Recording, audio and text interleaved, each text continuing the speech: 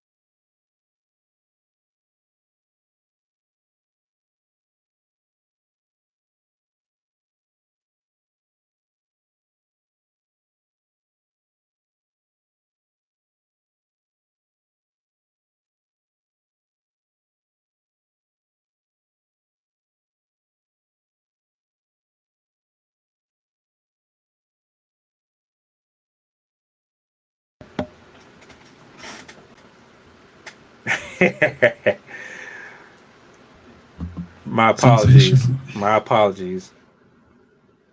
Uh, much love. Skip through the first 2 minutes. If you watch this back on replay, you'll know why. I did it again. My apologies. Um, Shout out to everybody that's in the building. Just rocks. I see you over there on IG. Strav, salutes to you, sir. Everybody that's watching from wherever you are right now, I appreciate you for coming out. Do me a solid. If you're not following me, make sure you tap in. Hit that button wherever you are. If it's IG, Twitter, Rumble, wherever you are, just pull up. Come hang out with your boy, man. Show us some love. Love to have you up. Questions, comments, all that. We welcome it. Let me go ahead and bring my boy up here, man, so we can get into this. If it wasn't for him, I probably would have still been talking to myself. So y'all, y'all show some love to Mr. Matthews. Y'all already know what time it is. What's going on, sir? It's time to rock the house. That's the time it is. Sensational. You already know the energy. That's what I'm talking about, man. How you feeling? How's your Tuesday going? We back. My Tuesday's going pretty well. Yeah, it's a good day. I'm enjoying it. How was Good your day weekend? is all. My weekend was great, man. It was great. It went extremely quick, and I made the best of every second. I'll say I didn't waste motion. I didn't waste one single second. So I didn't go into the week disappointed or like, damn, I wish I would have did a little bit more. I did exactly what I needed. So Stravopos is saying that the echo is strong. I'm wondering if he's still hearing an echo or if he's still there. Yeah. Let me know. Let me know. Can you still hear echo? Is it on my end? Is it bad? Is it When I first came on, I could hear the echo. I can't hear it much. I can hear a tiny bit, but not too bad. It's not distracting, that's for sure. Oh, it's gone now. Great, fantastic. It was probably just a first coming on thing when you first bring on the sound, everything's at the max. It's like I can't hear you. Oh, now I can hear too much. right? Right. All right. All right. Don't wanna blow out nobody's eardrums or nothing like that. Yeah, technology So be crazy. yeah, yeah. I want to jump into this one real quick, man. Let me say this too. For all of y'all that be like, oh, he hate women, he got something against women. Why you always bashing women? No, I don't hate women. I love women. I am a advocate for women. I love everything about them. This isn't about bashing anyone. I do and would like to have a honest discord about this particular subject. I think that for whatever reason, um, whether or not you sweep it under the rug or not, clearly someone thought that it was a significant enough issue to bring up. So I say, why not? Um, Women are choosing to date prisoners and inmates more now than they are willing to deal with the men that are walking the free earth.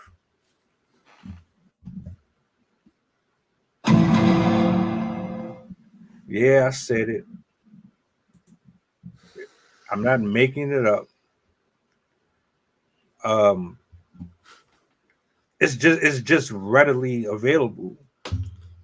See, my timeline is kind of curated towards certain subjects. So for me, when I turn on my YouTube, when I get to scrolling and I get to watching whatever it is that I watch, those type of videos come up.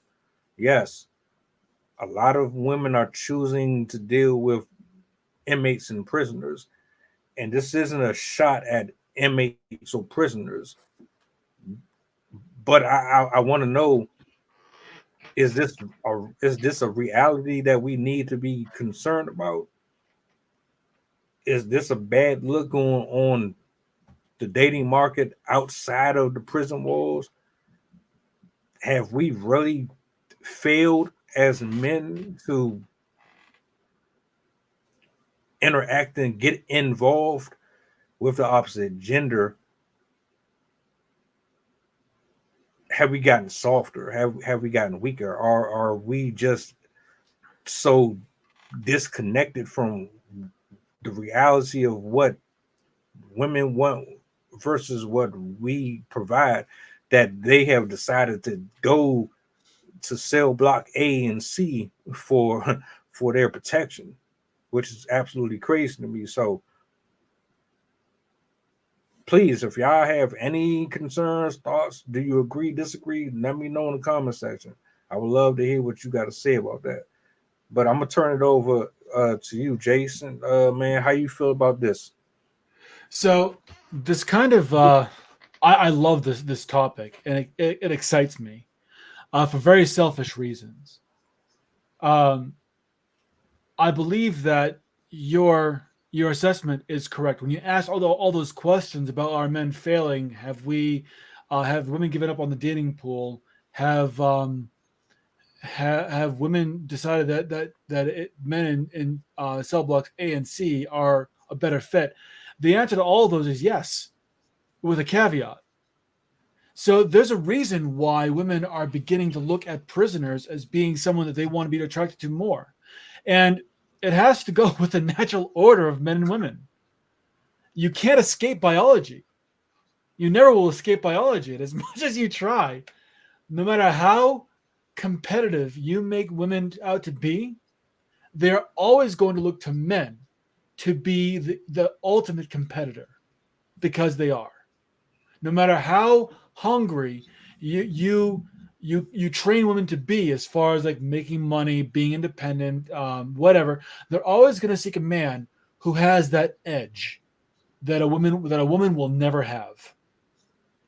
And I know that that sounds like a bold statement, but I guarantee you that I can back it up. And by the end of this by the end of this show, if it goes according to plan, you will have no choice but to agree with me.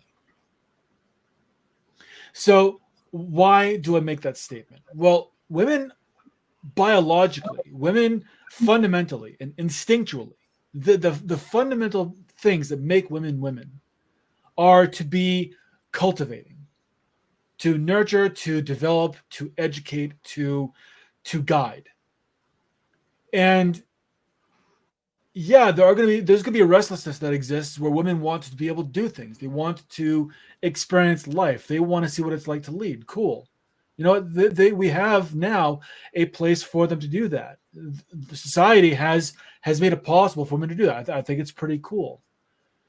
But when women are told that this is who you're supposed to be, that you're supposed to be like a man, and you're supposed to act like a man, and you're supposed to want the same things that men want, and conditioning,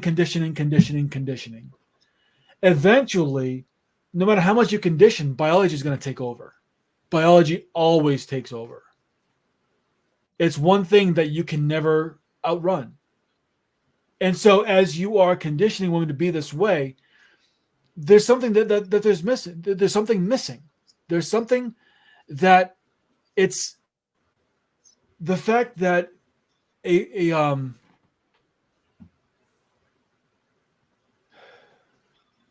woman is going to want these things, sure, but there's going to be an edge that a man has, a ferocity that is naturally innate in a man that women crave.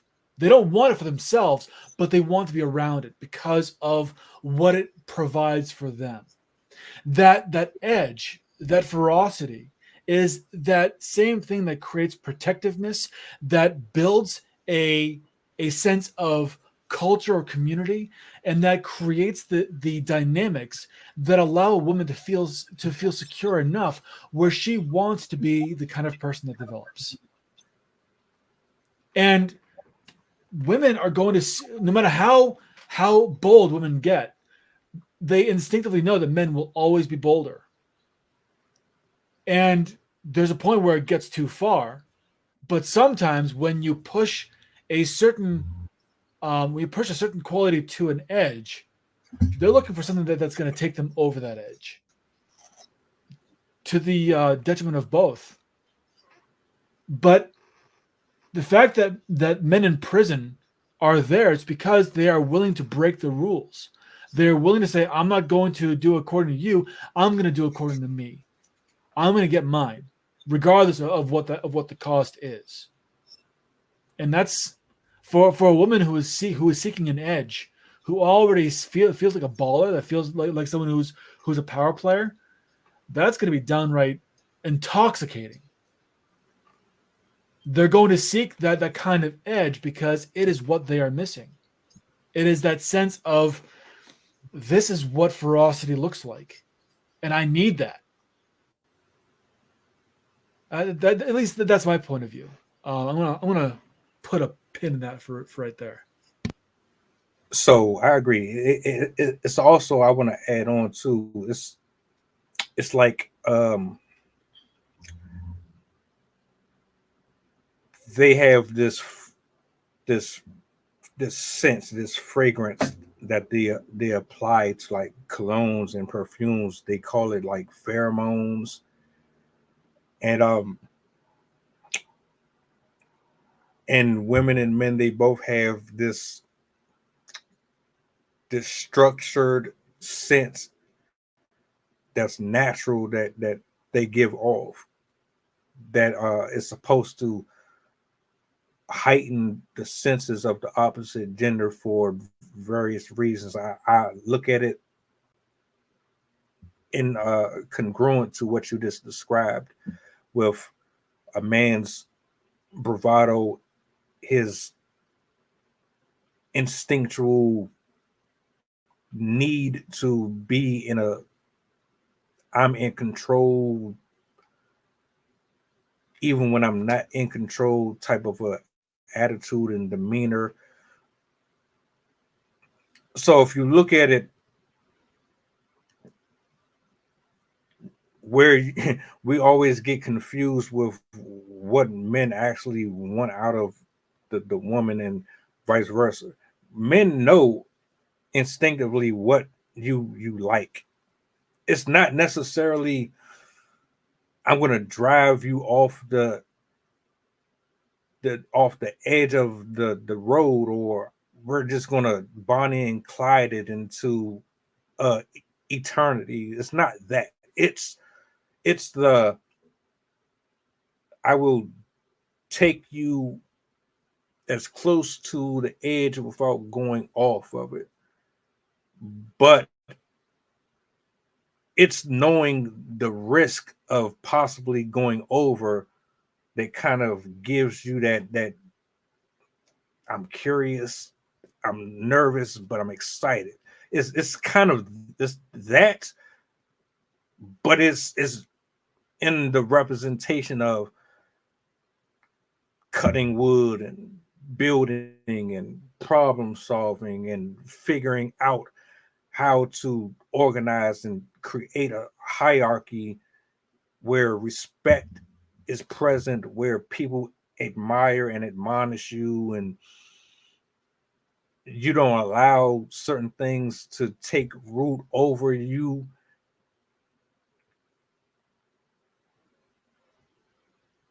Where I'm getting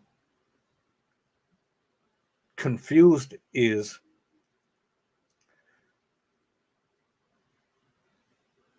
it so lacking that you have to go to inmates to find this particular substance? Is it really that lacking? Because you can be an average working person and have all of these characteristics, but I shoot over to what Strav said in his statement.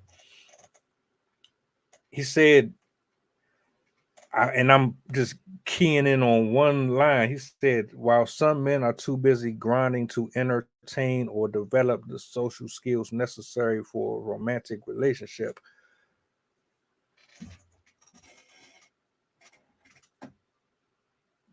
is it really that? Is it, well, I might be going off of the path here when I say this, but is it really that complex to really have those type of skills? I'll turn it over. I just wanted to add that in there because he brought up a good point. Oh, it's absolutely important. And actually, the prison system is doing men a favor if you think about it, because men often will emulate the greatest form of masculinity that they see when they realize that they are not performing up to the task. If you get a group of men together, let's say the men form a tribe, and it's comprised of some men who are quote unquote alphas, the ones who are natural leaders, the ones who are naturally gifted both developmentally and naturally with the idea of what it means to be a man. And you have a range from that all the way to the most simpest of the simps. And you get them all together. The one who is the alpha is going to be the one that men naturally want to be like. And over time, you're going to see that the next one removed from the alpha is going to make sure that he is like the alpha. So then you've got two of them, and now the next one removed is going to want to be like that, and they keep on improving their development to be more like the ideal man, the one who leads. And it makes it much easier when you have these kinds of men to create a healthy hierarchy where men lead and follow each other at the same time, understanding where each other's strengths are, celebrating them, and helping men with deficiencies overcome those deficiencies. And if men are unwilling to do that, they're taken out of the pack. They're excommunicated from the pack, because being a man requires you have a trait of leadership about you in some way. It's not always going to be the same. It doesn't have to be. And sometimes having too much of the same thing is a bad thing. But having different areas where people can lead, like my leadership expertise is behavior. I'm not going to go into. I'm not going to sign up for the UFC and try to beat people up in the cage. That's not me. But I know behavior. I know how people think, and I know how to help people model their behavior so they can be more in their own skin to act like respected men and leaders. And that is my leadership trait. And having men who can have different traits of leadership that can work together, it's ideal. And when you have a group of leaders who can respect each other, like I said, people lead and follow in respect to what the skill is at the time and what's needed. And because of that, if you look at women that are now going to the prison system, notice how women aren't going for the top man anymore, the one who is who's got the most money, the one who has all the flashy stuff, because they're realizing he's as effed up as everyone else. He's got the same troubles, the same problems, the same everything as everyone else. There are some that don't, but a large majority of them. Look at people like I can't think of their names right now, but the ones that were interviewed by Cheyenne, Dr. Cheyenne Bryant. Oh, Nick Cannon and Cam Newton. Right, men like them who are outwardly successful, but inwardly they're emotionally a mess. And it just goes to show you that these men don't fulfill the needs of women. Just because you have money doesn't really give you anything. It doesn't provide what women really need. It's a short-term fix for a long-term problem. And short-term fixes for long-term problems don't exist. They don't work. So women are now looking for men who may not have much, but they have the edge. They have that carnalness about them, that desire to do whatever is necessary, including direct action, aka violence, to ensure that things happen the right way. Now, women have always, there have always been women that have had a pattern of seeking men in the prison system. This is not new. But if it's being brought up, then obviously there's now an influx of women and a large shift in what women desire from men. And it's no longer about power. It's no longer about money or access or options.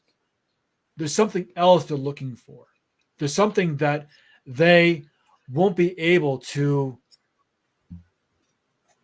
that they will never be able to do themselves. They'll never be able to access themselves. And when they encounter that, and they encounter unapologetically, like I said, it's intoxicating. So yes, we have men that are suffering and who are failing the structure, which is why we're seeing a crisis in relationships. At the same time, you're also seeing men who are learning, who are looking at, okay, so here's what women really want. I need to get more of that. I need to get me some of that. If I want to compete, I need to act like that. You're beginning to see now, or you will begin to see, a shift of the pendulum from the weak man to the strong man, and what that is going to do for society, and how that's actually going to help society in the long run. I'm going to yield the mic. So a couple of things you said. I definitely agree with one point that I want to target. The Nick Cannon and Cam Newton. I do agree that there's some emotional damage that wasn't resolved. Maybe that's not the prettiest word to attach to them. Um, I don't think that their money and having a total of like 15 kids between them makes them a leader at all. The women who attach themselves to those guys, they need therapy. I truly believe that the reason why those women were drawn to them, it wasn't just about them the money. It was about the brand behind them. It was about that term I can't think of. It was low something she said, some shit. Um Low quality versus high quality. right. They pretty much leveled each other out. He's operating from this space because of his upbringing or whatever. He's lacking in certain areas, and then she's doing the same thing. So it's kind of like it goes hand in hand. They found common ground, and it worked for them, but it didn't work for them, which is ironic. Which is how I'm looking at these chicks going to the prison portions of the world for the same reasons, and you're not really identifying the problem. You're going off of your carnality. You see these dudes in prison for grand theft and this, that, and third, and you get like a thrill or adrenaline rush out of it, but you're not really understanding that.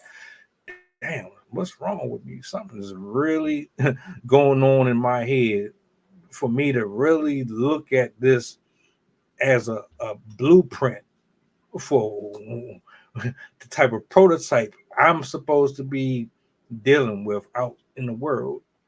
These dudes is sharing bunks, sharing more than like Lord knows what they doing up in there. We are like we know what the prison life is like to a certain extent. So we're not gonna sit here and pretend like they're not doing inappropriate touching in these walls.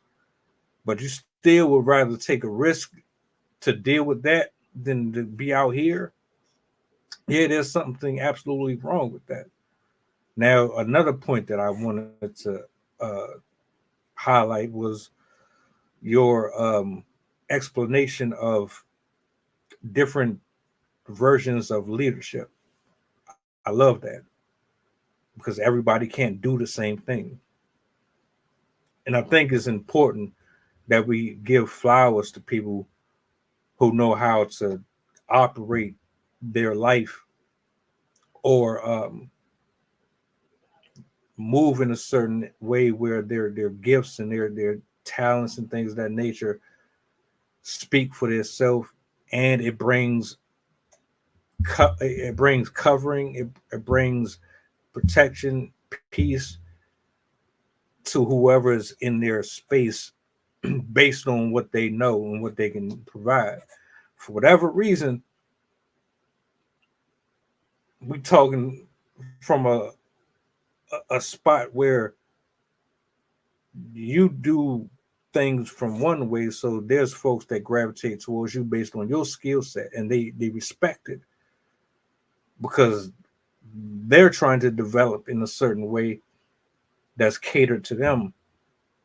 And I would say that goes for folks who are trying to go into firefighting.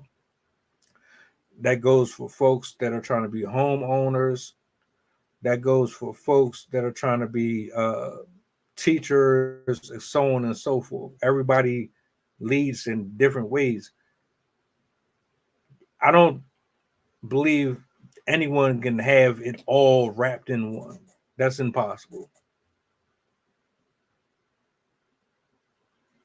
For an average woman right now was to meet an average guy right now, he might be able to be a great counselor, a great leader. He could be great at fellowship. But for her, that doesn't qualify as a leader. It's like putting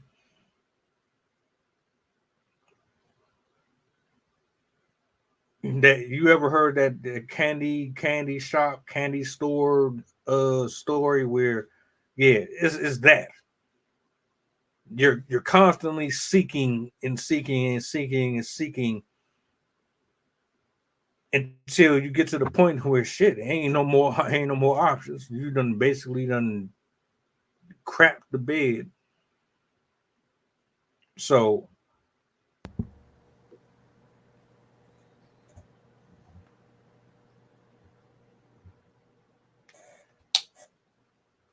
I don't know what to say. This is just it's discerning. Do you mind if I share a story? Yeah. It's more of a fable.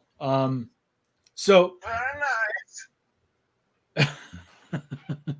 the gods of Olympus, they all gathered together because they realized that mankind were becoming more aware, and they were afraid that the mortal people would find the key for their own self-fulfillment and not need the gods anymore. And so the gods were debating where to put the key to hide it, so that people would always need the gods and always be dependent on them. So Poseidon said, "Put it in the deepest of the oceans. Put it in the Marianas Trench. They will never find it there. It will stay safe for all of eternity."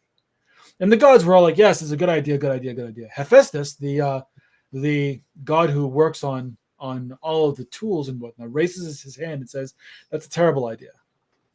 And they're like, "Well, why?" He said, "Well, because as mankind advances, they're going to create technologies that are going to allow them to go places where they can't normally go, which means they will eventually find a way to go to the Marianas Trench, and they will find the key, and they will no longer need us."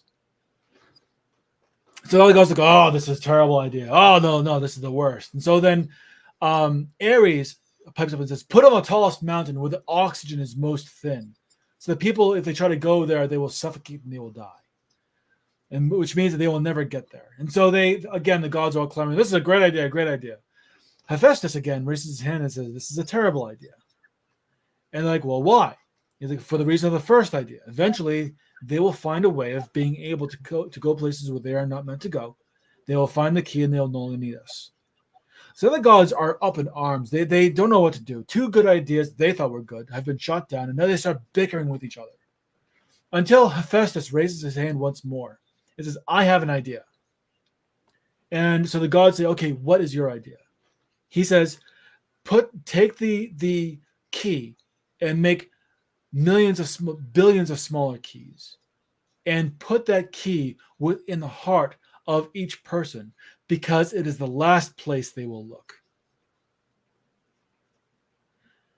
And the point of the story is exactly what you're talking about. People are going to seek externally for what it is that they want. They're going to look at the candy store. They're going to forsake the things that are nutritious, that are going to allow them to create that self-introspection, because they think that it's all out there.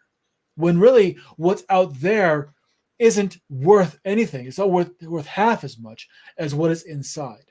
When you look within, which is something that, for whatever reason, men and women are being tricked not to do. By not looking within, they are robbing themselves of discovering their true greatness, the thing that makes them self-evolved, the thing that puts them beyond the needs of, quote unquote, the gods or whomever else they believe they have to count on. And when they come to that realization, when they finally come to the realization, when people come to the realization that what they need was within them the entire time, That's the only time that you will see people really come together and figure out how they can best serve each other. Because it's at that point that they will have been able to serve themselves. I ain't gonna hold you. People ain't gonna go that deep. Ain't nobody really trying to tap in like that, man. They are stuck in their ways. The answers will be right in your face. I don't know a lot of people who enjoy riddles. I don't know a lot of people who even want the direct truth at this particular point. I love that story. I started to watch it. I never finished it. Now I'm gonna have to watch it all the way through. Good narration, by the way. I might have Thanks. to tap in. Yeah. Uh, we did a show yesterday, and I was asking the question: do men and women view the world the same way? And I know for certain that this applies here because we are just so more or less simplistic compared to women. It ain't even funny. We don't require or need a lot to be satisfied or happy, especially with our partner. I don't know how it gets lost in the communication, but even the bare minimum that we seek and desire is a problem. But so what happens? You put all of this burden on us, which brings me back to something else that you had said. Is it really a wise thing for men to follow every single person's blueprint? Like, I get certain situations like what you got going on. I could kind of understand why a person would sit and commune with you, but I'm not going to Donald Trump or uh somebody who's been behind bars for 15, 20 years for advice on how to live my life. Yeah, he's a billionaire. However, he has had 2 or 3 assassination attempts on his life. So I mean, take that for what it's worth.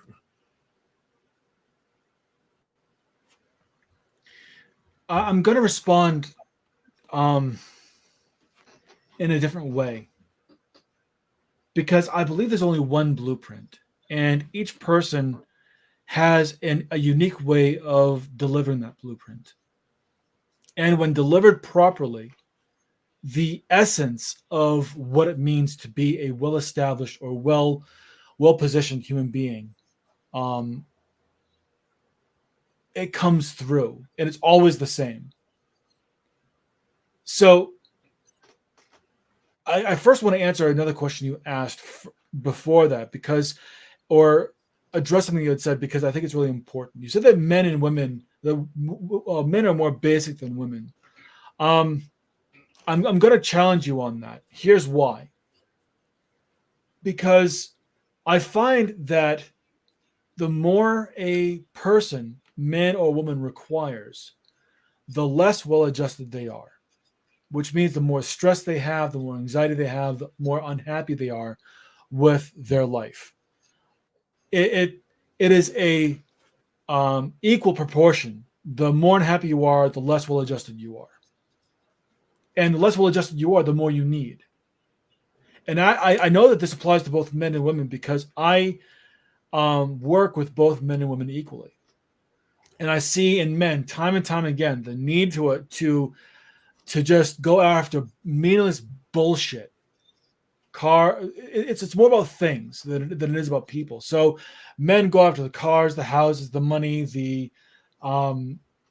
there's really only a certain number of things that a man can go after, which is probably why it seems like they require less. But really, they're just as high maintenance. A man who's not well adjusted is just as high maintenance as a woman who's not well adjusted. Now, if you take a woman who is well adjusted, her needs are going to be very minimal. Her requirements and her demands are also going to be equally minimal, because she's going to see that it's not about her.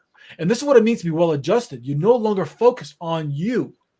You no longer focus on what it is you want to have or you want to accomplish. You are focusing on how you can serve, what you can give, rather than what you can get. A person who's not well adjusted is always afraid of losing something, ultimately their life.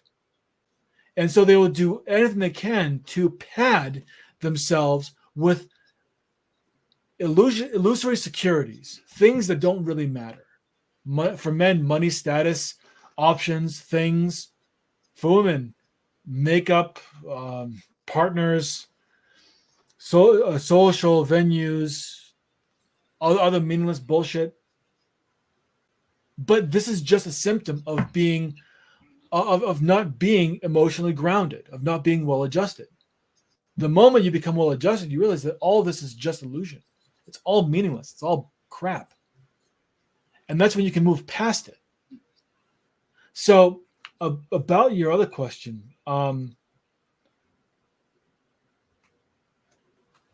it's when a person is well adjusted, they're going to have a series of traits that they reliably emulate.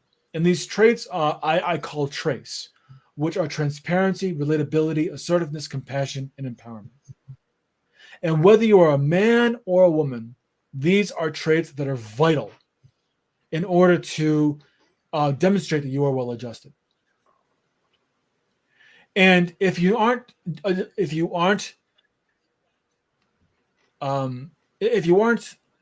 living these values, you're living a different set of values, or a mix of values, which still means that you're not well adjusted. The other values are what I call shade, which are secretive, hollow, antagonistic, divisive, and evasive. So if you're not well adjusted, you're going to be more secretive. You're not going to let people know what your real motives are because you're afraid of being ridiculed. This is going to lead to hollow or superficial relationships where connections aren't really had. And this is going to make you more antagonistic because of unhappy you are. That antagonism creates divisions between us and them, or creating being able to find something about someone that you don't like. And then evasiveness is the lack of responsibility or accountability that you take for your actions and your decisions. On the other side, if you're being more transparent, you are really sharing what you think, feel, or want. This makes you more relatable because people understand who you really are, and they can create real relationships with you, real connections with you. And this makes you more assertive. You are able to really assert yourself in your life because now you realize that people care about you. You've been able to express yourself. You have relations with other people. You are relatable with others. And so you can be more assertive. That assertiveness makes you more patient and compassionate with other people so that you can empower yourself and them. Now, when you look at this, you see which one actually looks like real leadership.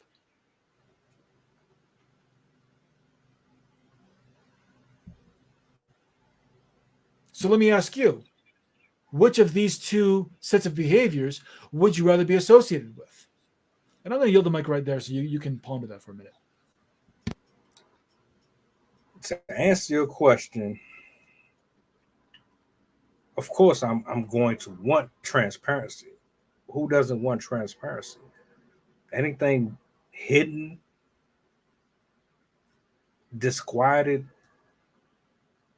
and you feel as if you have to move silently to create a lifestyle that you are afraid of going after overtly, to me is definitely a sign that you are not prepared to be involved with others who are more forthcoming, more direct, more prepared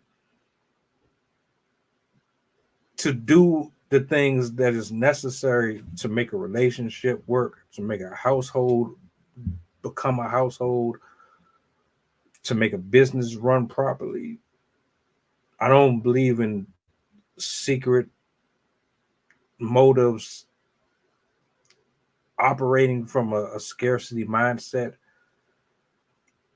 If there's things that you require, desire, need, if there's things that you need help with, if there's weaknesses and other traits that need to be addressed, then I feel like you should be able to confront them and do it effectively to where you're not wasting your time or anyone else's. You should be doing this before you even try to get involved with people. I could never put myself in a position to deal with anyone knowing that I was not where I wanted to be at personally. Because if I'm moving the way that you described, I already know that eventually, and I've been here before, eventually you're going to have to pay what you owe. You're going to have to live up to it. You're not going. You can cover it up, but so long before the tab just continues to build up, and someone is at your door or at your table waiting for you to, you know, deliver on everything that you said that you were going to do, be, provide, etc., etc. So with that, if there's men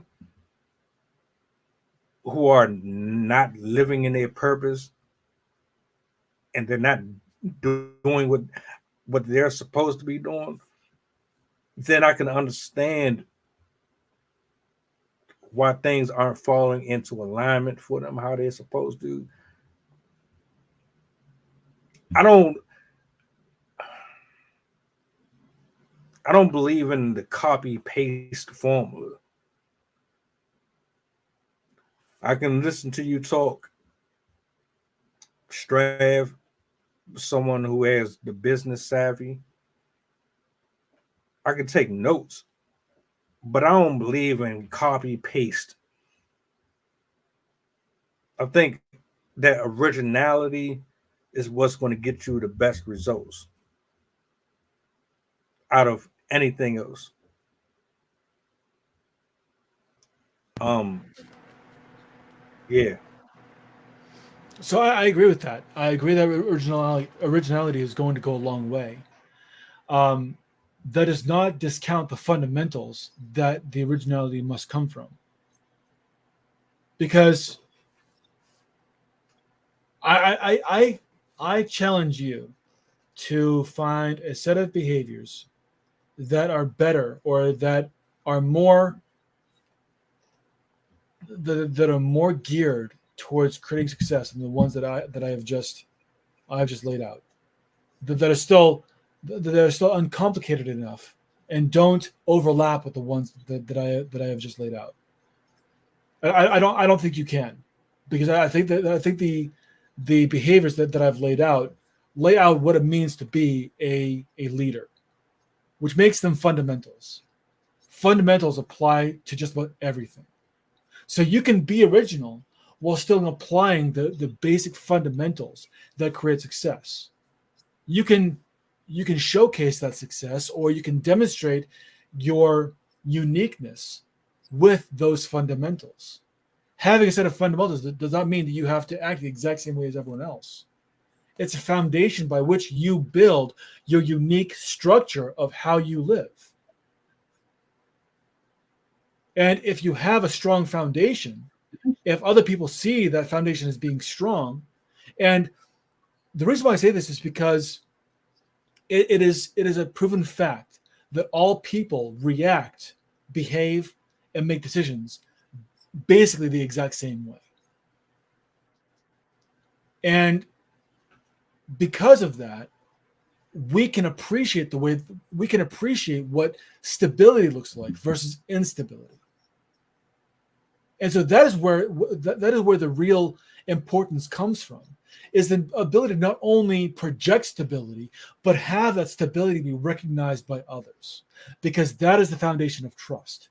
And trust is the foundation of everything. If you don't have trust, you have nothing.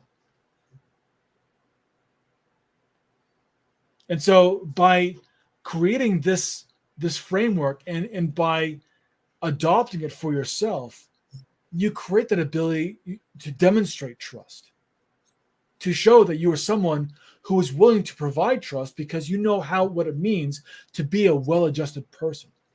You're no longer waiting for others to prove themselves to you. You're demonstrating that you are someone who can be trusted through your actions. Let deeds, not words, be your adorning. You are showing society that you are someone to be taken seriously. And because of that, people will.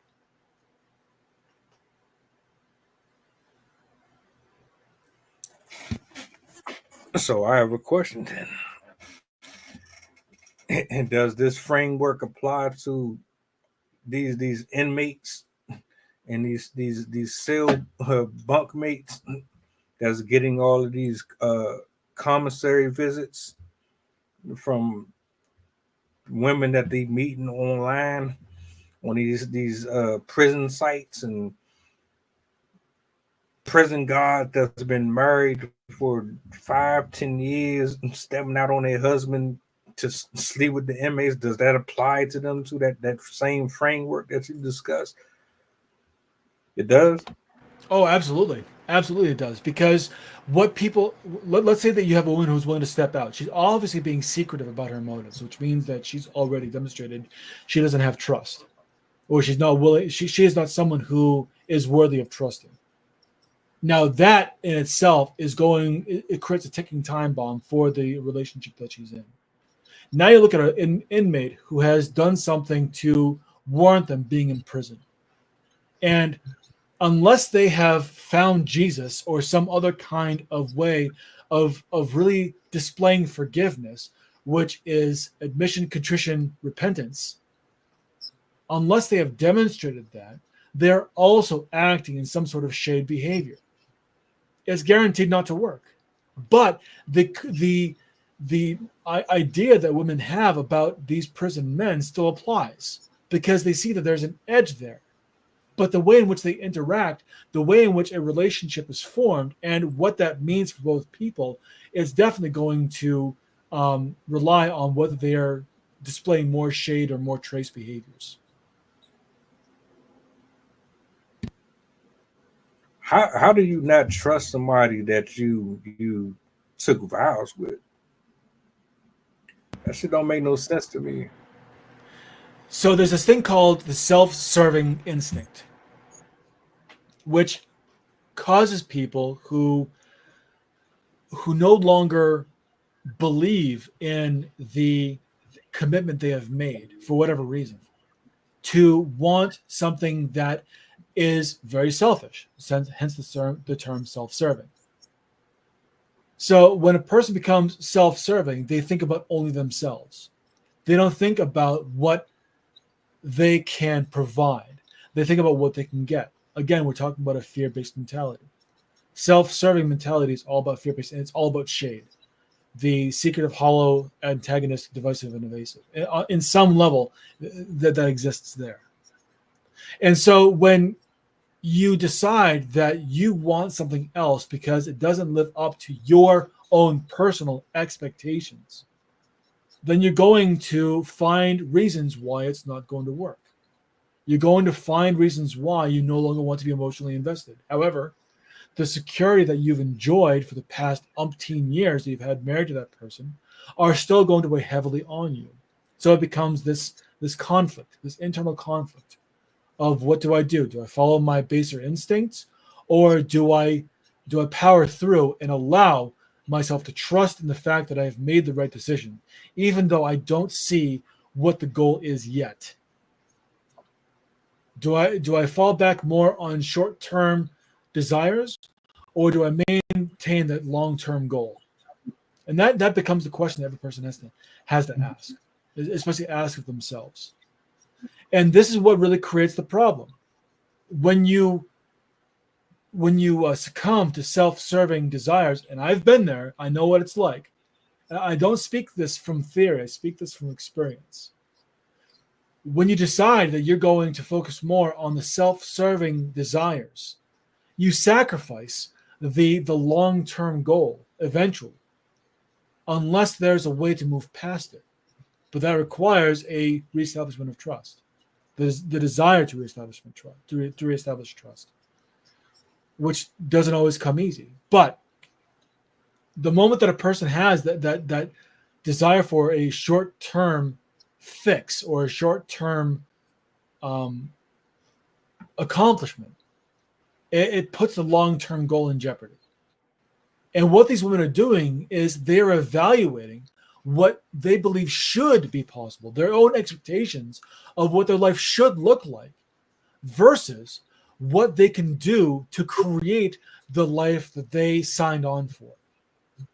They're expecting that things are going to be handed to them. And men do this as well. The immature man is going to look for ways of, why don't I have this yet? How is it that I have not gotten what I have or what I want? Why does my partner act like a child? Why do I feel like I have to be the parent in this relationship? I'm speaking more from my own personal experiences here. And then we decide that we're going to make a change. We're going to punish the relationship for the expectation that wasn't met, which is stupid. But it in our mind in that moment, it seemed like the most rational thing to do, because we have committed, or we have found a way to justify the desires that we have. And so then doesn't matter who you are, a person is going to look at that, and they're going to decide they're going to want to follow that short-term goal, because they know they can see where the end point is. They know what comes next. They see what the finish line looks like. It becomes much more alluring than a goalpost they have yet to encounter, or a milestone they have yet to cross, to let them know they're closer than they were to their long-term goal. How dare you? So, in layman's terms, you saw something in the person, whether it was an opportunity, maybe you did desire them at some point, maybe you did care at some point.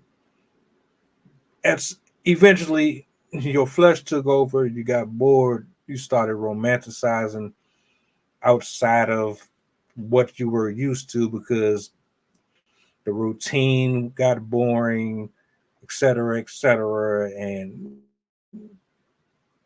bada bing, bada boom, you step out. I think that's call it nature, call it selfish. Complacency is the greatest breeding ground for resentment.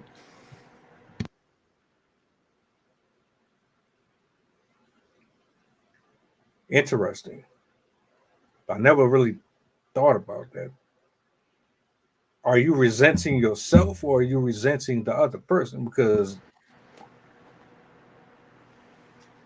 Both. I'm not going to. It's both.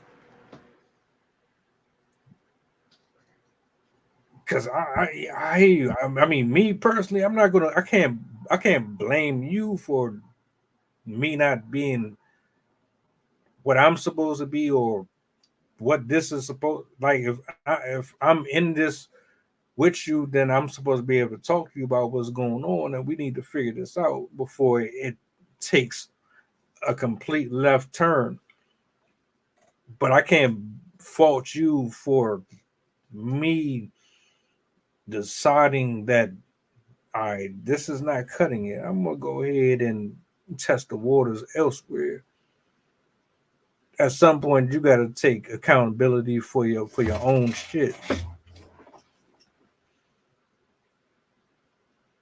And a well-adjusted person will have that kind of mentality. This is the mark of someone who is well-adjusted, either because they were raised right or because they endured enough of the torture of not being well-adjusted, which then caused them to really reevaluate their own existence, and then live a life that led them to the path of being well-adjusted. Again, going from shade to trace.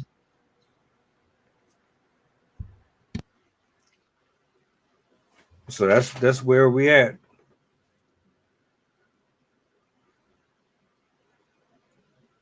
Are we? Is this what we doing? Is this what the men are breeding out here now? Is this what the women have to look to? A bunch of complacency, a bunch of men who don't really know where they're going, what they're doing, or is it just really a combination of greed, lust, uh, delusion because your standards are just way too high? So it's interesting that you bring this up because in the beginning of the show, or towards the beginning of the show, I said that the prison inmates are doing the biggest favor for men, and that is they are creating the competition necessary for men to rise to the occasion. And that is what competition is meant to do. It is not meant to create winners and losers. It is meant to create a standard by which men rise to the occasion. And if you've got a good man who is rising to the occasion, who is willing to be seen as dangerous, which is a quality of true masculinity, now you have the best of both worlds. A man who is well adjusted and, when necessary, can be dangerous.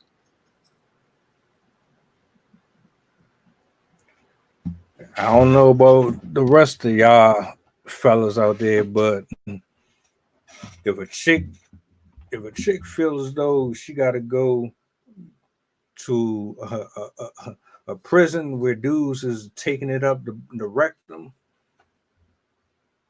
I don't want her,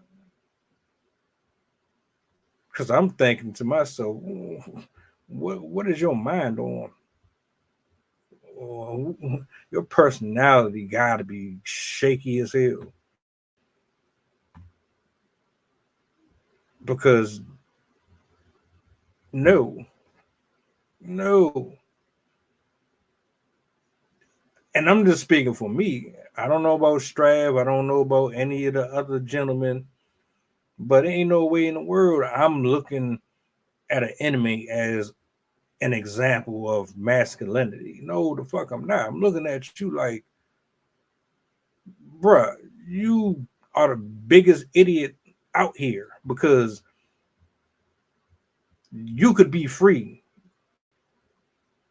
You could have the family and all of that. All of this masculinity and all that shit, you could have that out here. But for whatever reason, you chose your primal whatever, couldn't regulate your emotions and feelings, and you just put your and threw your life away over someone stepping on your shoes or cheating on you or whatever. I can't eat that. I can't eat that as an example. So I'm supposed to rob and gang bang, and I'm supposed to do all that just so a female finds me interesting and tantalizing. No. So the question is, why do women find inmates attractive? Because inmates are inherently dangerous. And it's that dangerousness. That is the edge that I'm talking about. It is that capacity to be dangerous. It is that capacity to inflict violence when necessary. This is the quality that women are, the current women are looking for in men that are in prisons.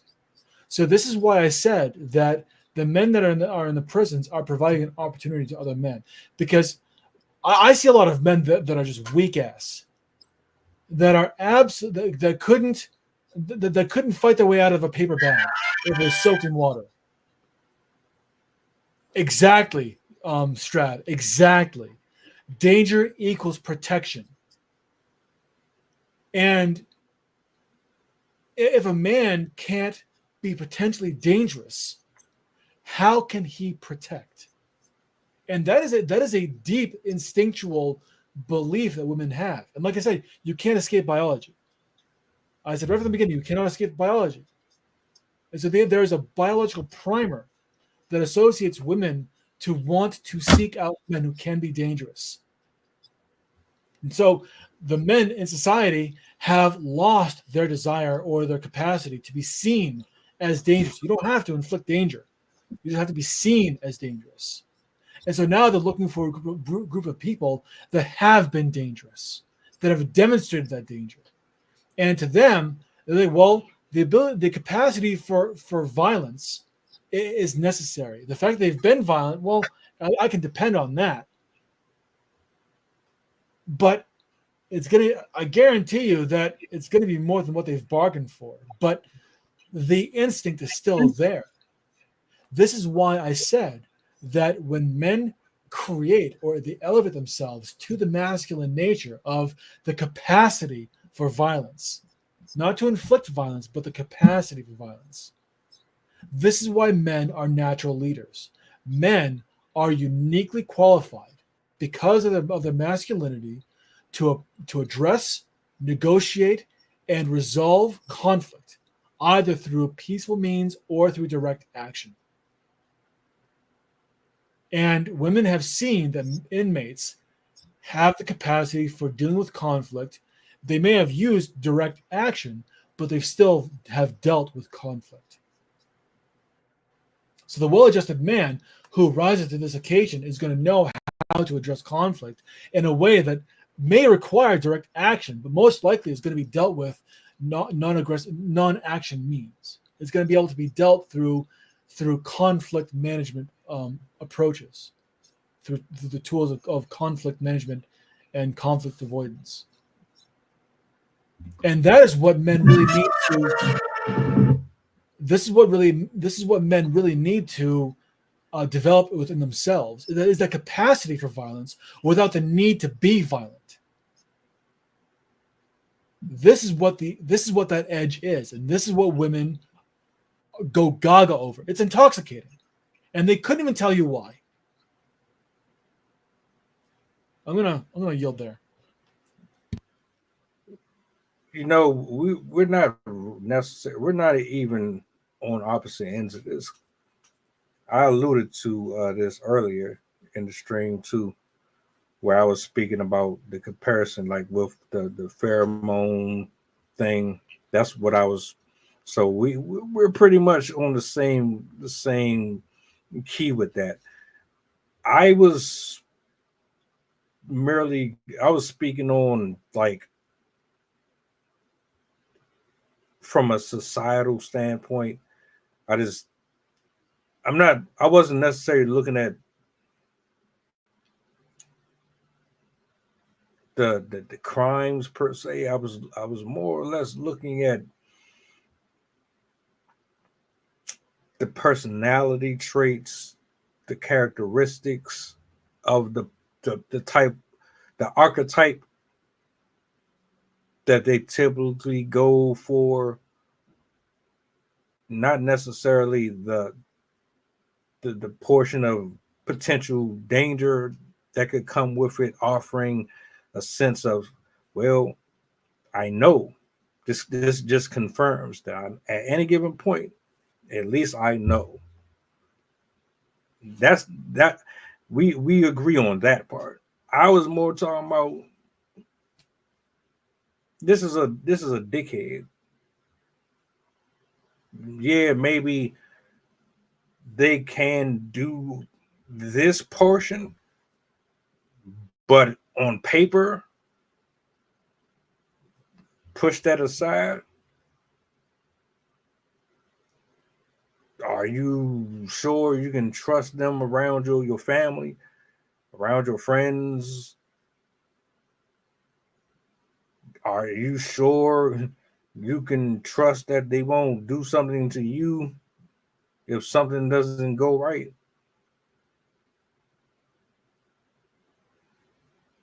They have proven that even though they offer that instinctual longing and yearning, there's something that you shouldn't be ignoring, and that's the fact that they're here for a reason.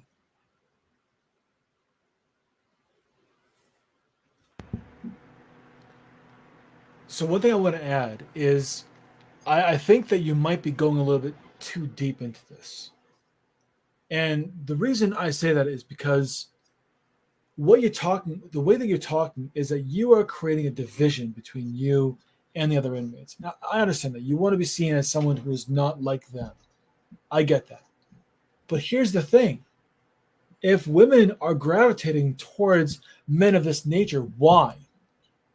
Understanding the motives that create the desire allows you to say, I know what I need to emulate from this kind of person.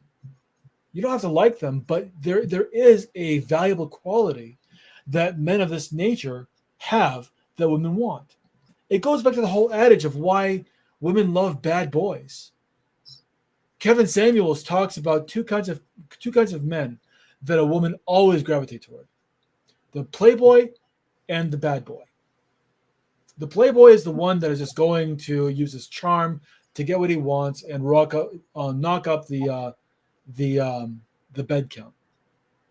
A bad boy is going to use their aggressiveness, their aggressive nature, to do the exact same thing. They both accomplish the same goal. They use different ways of doing it. So you can charm, or you can be violent. At some point, the charmer and the one who can be violent have to swap notes.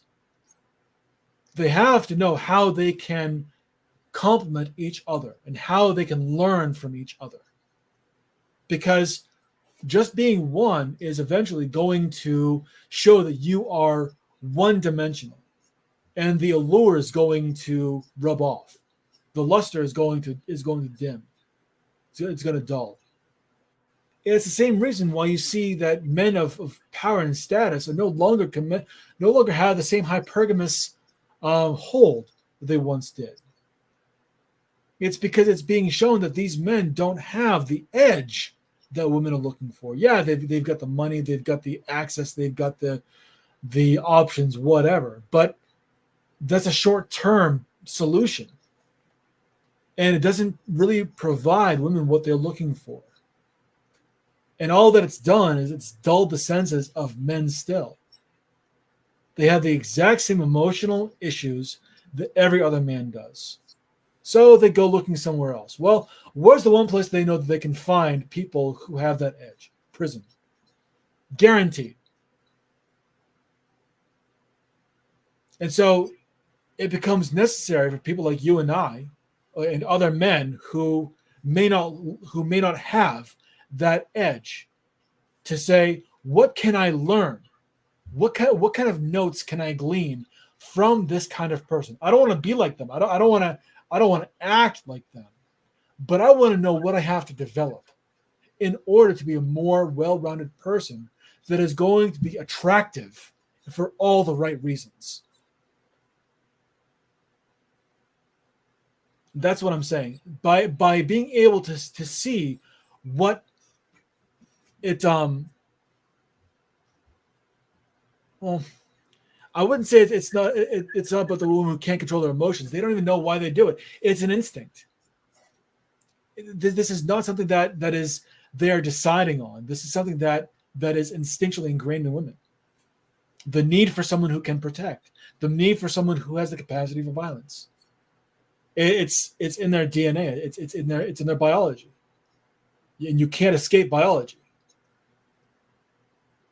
And I know that there are going to be people who say, well, there are plenty of instances where this doesn't apply. Yeah, and you know what? Those are called outliers.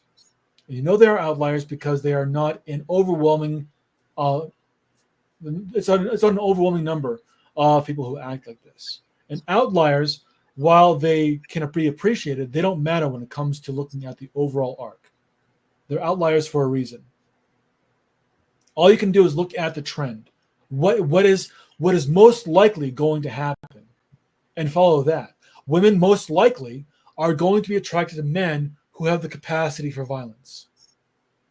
So by demonstrating that you have that capacity, while still showing that you have the ability to be a well-rounded and well-adjusted member of society, is going to serve you far greater than someone who doesn't have those qualities. I know that's a lot to unpack for a lot of people, man. Even me, I know I dig deep, man. I like to go beneath the surface with stuff like that because there's so many lanes you can go with this. I appreciate your assertion of this entire subject from start to finish. I agree. I just want to put that out there. I agree with a lot of what you said. My closing thoughts on it.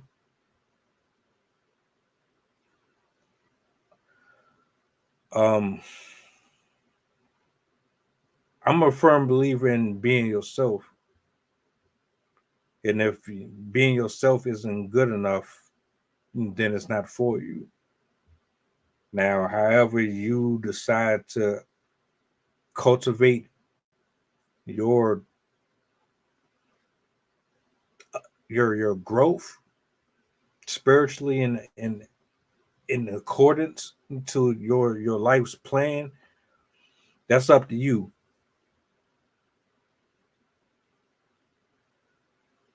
You don't have to take what I say for anything other than it's just my opinion. Be yourself. Trust me, I've been in this space before where I tried to be other people, or at least I tried to Shang Tu Sung other traits and other habits. It didn't work for me. Maybe it'll work for you. It didn't work for me. And I'm not taking away from what you said. What I'm saying is that formula didn't work for me because oftentimes I noticed when I did it, and I know this could be an outlier too. When I did it, it was only but so long I could maintain that. Eventually, folks will see through it.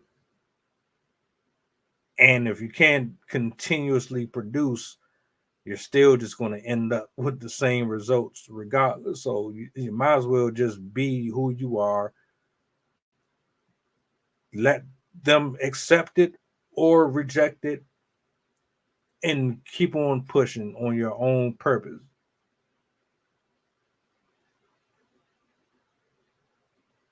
Overall, great discussion. Absolutely phenomenal. I took a lot from this, just like Strav just said himself. So shout outs. Do you have any final words for the people before we leave? Sure. Make sure that when you are really deciding how you want to be noticed in the world, that it feels right. That when you are when you are acting as a way, or not even acting, when you are performing as in a way that really demonstrates your capacity to to be a man, you're doing it in the way that best serves you and serves others. And to Mel's point, you can't be the same as everyone else. There's going to be a certain way that you are going to best excel in life. And the sooner you figure that out, and the sooner that you gravitate towards that and you capitalize on it, the better your life is going to be.